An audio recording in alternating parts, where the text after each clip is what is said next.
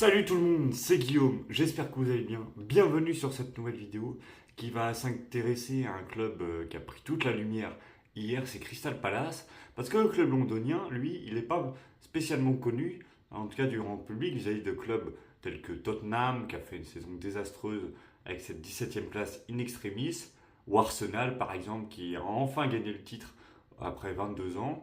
Et du coup, Crystal Palace, c'est un club qui, durant longtemps, a été méconnu et a pris la lumière sous l'impulsion d'Oliver Glasner très récemment. Donc, comment expliquer cette tactique? Quel joueur majeur et quelle histoire? Ce sera notre vidéo et j'espère que ça va vous plaire. C'est parti!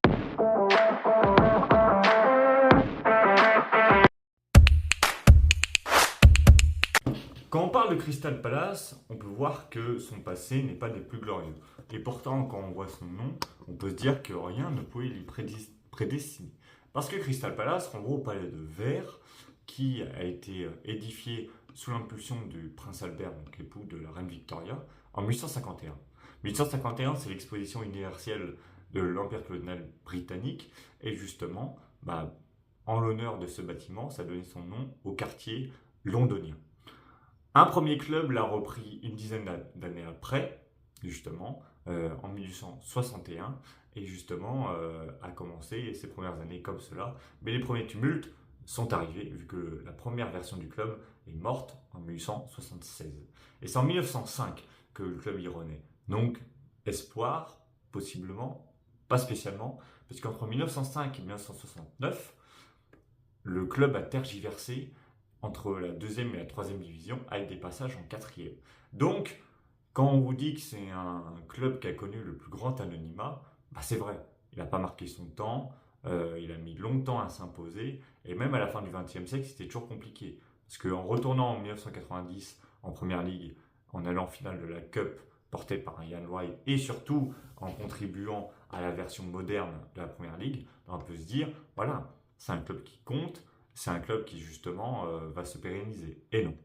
Et non, il va continuer à visiter la division inférieure anglaise, donc la deuxième, et il a fallu attendre 2013 avant que le club se pérennise en côtoyant régulièrement le ventre mou. D'ailleurs, cette saison, ils finissent 15e aussi. Mais alors, quand intervient le changement? Justement, c'est avec l'arrivée d'Oliver Glasner en 2023. Ce dernier va faire gagner à la Coupe de la Ligue anglaise face à Manchester City en 2025, et c'est historique pour le club parce que porté par des Ismail Assar ou des Jean-Philippe Mateta, le club anglais passe un cap et enfin met de côté son étiquette de loser et la mettra définitivement au placard avec sa victoire hier en Conference League. Donc, les entraîneurs étrangers du côté de Crystal Palace, ça ne date pas d'hier, notamment des Patrick Vieira ou des Frank de Boer, mais Oliver Glasner, lui, il a apporté sa patte. Mais en termes de tactique, qu'est-ce que ça donne justement?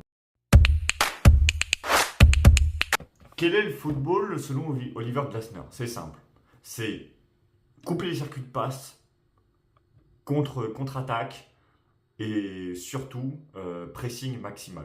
C'est typiquement, il s'inscrit dans l'héritage allemand de Jürgen Klopp et Ralf Rangnick, et il le dit très bien d'ailleurs dans différentes interviews. Et c'est assez parlant parce qu'avec son système qui est le 4-4-2, qui se transforme en 3-4-3, hier il joue en 4-4-2 par exemple, c'est le symptôme que en fait les latéraux particulièrement en phase défensive ils accompagnent les défenseurs centraux et en phase offensive forcément ils vont accompagner les ailiers. Mais encore, dit de cette manière, ça peut paraître simple, sauf que non, ça ne l'est pas. Parce qu'en phase offensive, c'est un seul des deux latéraux qui part en contre-attaque, et le défenseur latéral opposé, il rejoint les défenseurs centraux en défense pour couvrir au cas où s'il y a une perte de balle et qu'il y a une attaque rapide adverse. Ça, c'est vraiment important à comprendre. C'est-à-dire que l'équipe de Oliver Glasner est purement dans la réactivité, mais aussi en parallèle, elle a construit son jeu. Par exemple, l'année dernière, en Première Ligue, en moyenne, ils étaient à 16 passes en phase défensive, ce qui est énorme.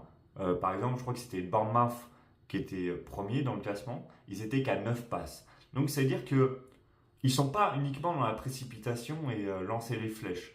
Parce qu'on aurait pu se dire, ils font le strict minimum, et puis après ils lancent des joueurs tels que Jérémy Pinault ou Ismail Assar, avant c'était Berechi Eze, et après on espère déstabiliser la défense. Non, la brèche, pardon, on pose le jeu, et après on part à l'offensive. Ça, c'est typiquement le jeu vers l'avant. Et le jeu vers l'arrière, comment il se structure? En fait, les couloirs, ils sont laissés. C'est très simple. On peut laisser le joueur adverse dédoubler. C'est pas un problème. Tant que dans le rond central et aux abords de la surface, euh, les circuits de passe sont coupés. C'est-à-dire qu'il y a la position en losange. Qu'est-ce que il y a la position en losange? C'est-à-dire que quand vous avez un joueur au milieu, vous avez un joueur là, un joueur là, un joueur là et un joueur là. C'est-à-dire que le joueur, il est cerné. Il est cerné par les défenseurs, par les milieux, et justement, ce surnombre-là est particulièrement déstabilisant pour l'attaquant. Et on a pu le voir hier d'ailleurs en match de Conference League, c'est-à-dire que quand il y a des brèches euh, dans la défense, le Rayo Vallecano a pu les saisir, mais sur le plan pur du jeu, c'est le Crystal Palace qui a tenu le jeu. C'est-à-dire que ils ont eu le contrôle, ils ont bien annihilé les tentatives adverses parce que justement ils sont partout. Tout le monde est impliqué. euh, c'est peut-être trop énergivore et c'est peut-être ça qui leur a coûté leur 15e place. Mais c'est-à-dire que en prenant du risque, en laissant l'espace derrière soi, euh, on peut toujours rester aussi concentré. C'est ça vraiment la clé. Le jeu de Crystal Palace, pour résumer donc en un mot, c'est on presse de partout, on essaye de bloquer et après on mise tout sur la contre-attaque. Au-delà de l'aspect purement tactique, il faut des joueurs qui suivent. Et c'est pour ça qu'en fait, sur tous les aspects et dans tous les compartiments du jeu, on peut dire que Crystal Palace fait le boulot. À commencer par l'assise défensive, avec comme dernier rempart Dean Henderson. Alors lui c'est juste exceptionnel. Donc cette année, il a eu, je crois qu'il est dans le top 4 des gardiens ayant eu le plus de clean sheet avec 11. Et quand on voit les images de montre, c'est juste sensationnel, quoi. C'est-à-dire qu'il a cette capacité en 1 contre 1 d'être un véritable mur. Sur coup franc, ou que le joueur il soit à 5 mètres, on retrouve un peu du Neuer dans le texte avec la rigidité du bras. Il a justement une capacité de s'étaler de tout son long qui est assez phénoménale. Peut-être que c'est son jeu au pied qui est assez contrasté, mais pour un joueur de cette classe-là, qui reste quand même jeune, franchement, c'est à souligner. Et en face, quand on a des attaquants qui se confrontent, donc à Dean Henderson, mais aussi à des joueurs tels que Daniel Munoz et Maxence Lacroix, là c'est juste bonne chance. Parce que ces joueurs-là, ils incarnent le fait de se donner corps et âme.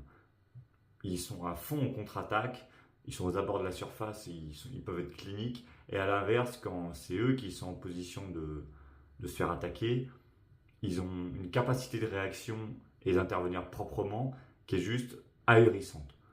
Et c'est Daniel Munoz, je trouve, qui est le plus intéressant dans ce rapport-là, entre la capacité à venir défendre et la capacité à justement contribuer aux phases offensives. Donc les deux là, c'est surtout un intérêt impressionnant que ce soit le Colombien ou le Français.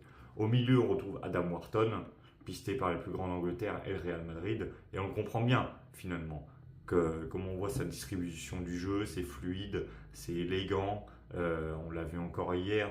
Enfin, c'est efficace, ça casse les lignes et surtout, il fait ça dans l'ombre, quoi. Et ça mérite vraiment qu'on le mette en valeur. Et enfin, forcément, il y a les Jérémy Pinault, il y a les Daichi Kamada, il y a les Ismail Assar qui enfin réalisent peut-être les 2 plus grandes saisons de sa carrière, mais surtout Jean-Philippe Mateta, le néo-sélectionné en équipe de France. C'est juste trop fort.